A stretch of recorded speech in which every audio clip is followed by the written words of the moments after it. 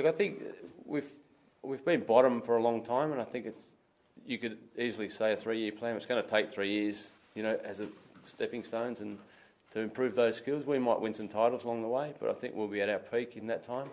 I aim to have them there at that time. So I don't think it'll be a 3-year plan. It'll depend. You can go forward one step and back two, so you couldn't put it down on paper, but I'd like to think in 3 years' time we're going to be winning titles and we'll have those players as good as they can be, particularly the ones that are in there now.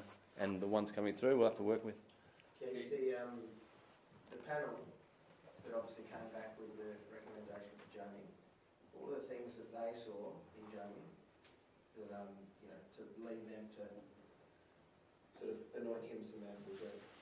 I think there are a number of factors that that panel considered.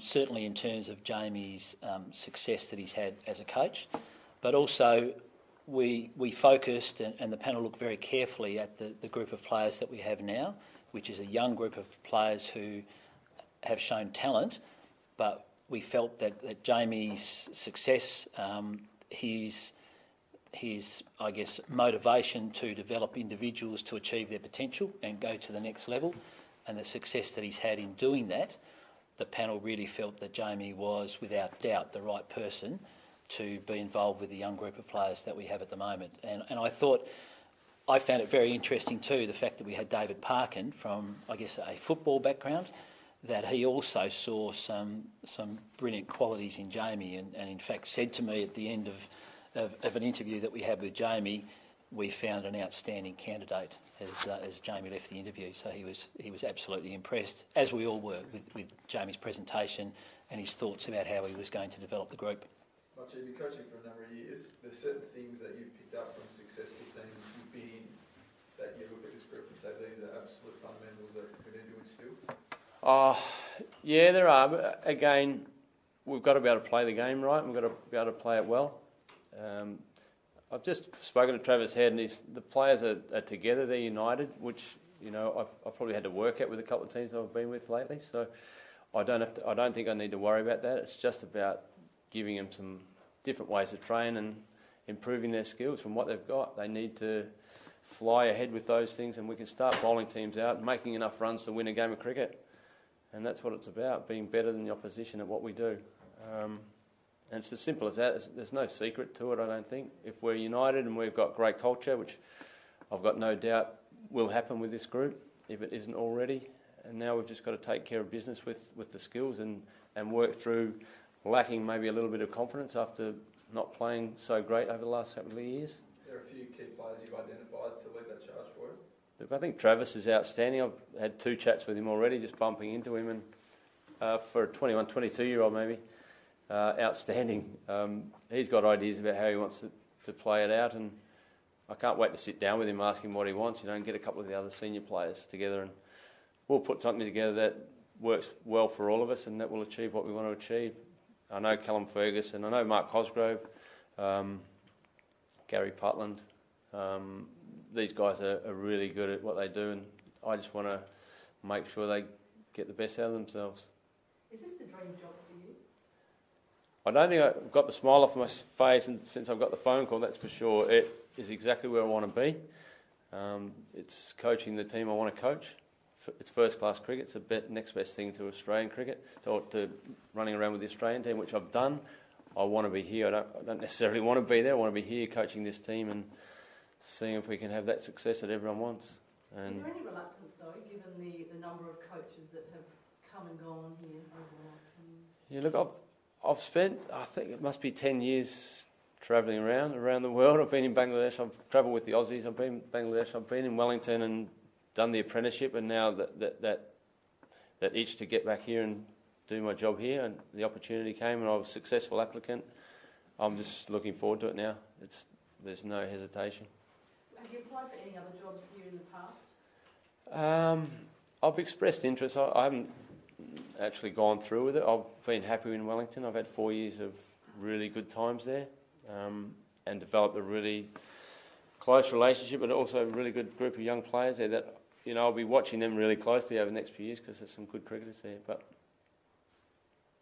Keith, you've still got a strikers coach, which is nice. Yes, Jason is still the strikers coach, so that is nice, yes. Is there some sort of relief when he wasn't announced as the England coach? I think we obviously had a lot of contact with Jason during that time when England expressed interest in him doing that job. But I think you always want the best for people, and had that have been the best path for Jason, then we would have been very happy for him.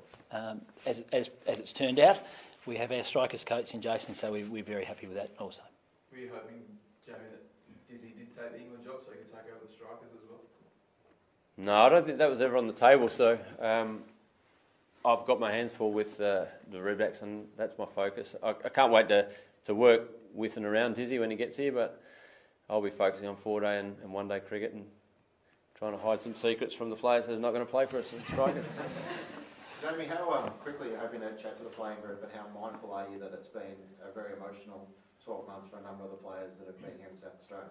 Yeah, I haven't been around for it, so I'm sort of removed from it, and I'm hoping I can bring that to the group, not have that baggage, so to speak.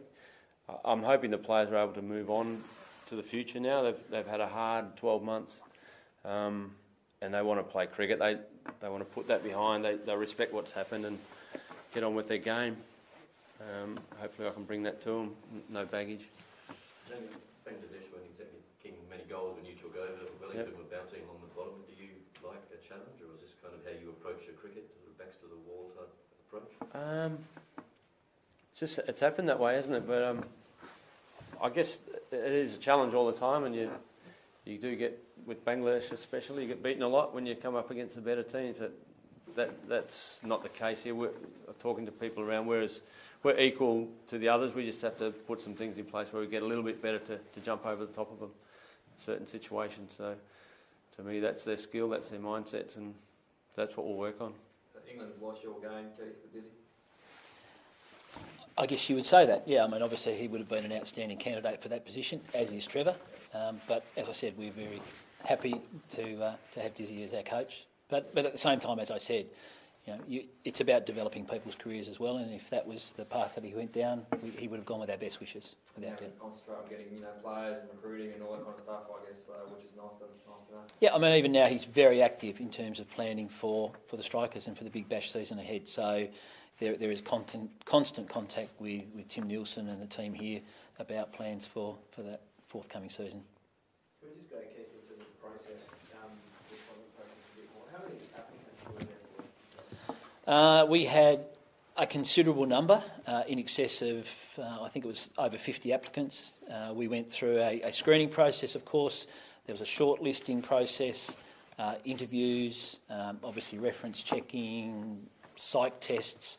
So it was a very, very extensive process, and I think, as I said at the outset, this is one of the most important appointments that we have made in decades here at SACA, and I'm extremely comfortable and thrilled with the outcome, in that Jamie is the new West End Redbacks coach. Was he the first name that Gilchrist, Clark and Howard and Wilson came back with? Well, I was part of that panel as well, and we considered all the candidates on their merits. It was a very extensive process. I would say a very thorough process and a very detailed process that looked at a wide-ranging number of aspects of the potential coach that we were looking for. And we had candidates from right around the world. They were not just from Australia. We had candidates from around the world. We had a number of candidates with international experience.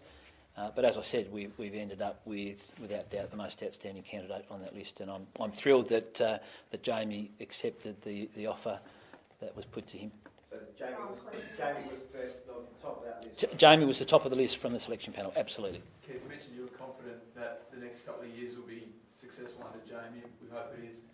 3 years ago, you can't help but feel when Darren was announced, it was the same sense of excitement. How do you ensure that it doesn't go down the same path? As I said, I think it's about having the best team of people around the playing group.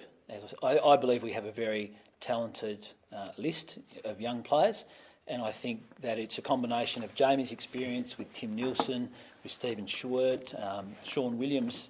We have I believe, a quality team now that is going to lead that playing group forward. So I'm very excited. I believe we've been on a journey, we've reached a crossroad, and now we are embarking on a new journey from here. Sorry, to these.